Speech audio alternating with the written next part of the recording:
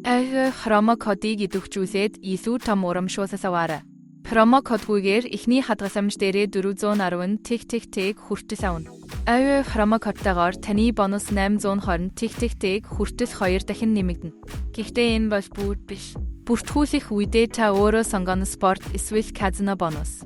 Спорт энгийн дээд хэмжээ нь 410 тэг харин кодоор 820 тэг болно. Казино эхний урамшууллын багцсан 5 600 тэг 150 үнэгүй эргэлт. Харин код ашиглавал 5 960 тэг 150 үнэгүй эргэлт. Идэвхжүүлэх алхамууд нэг сайт руу орж бүртгүүлэх товчийг дарна.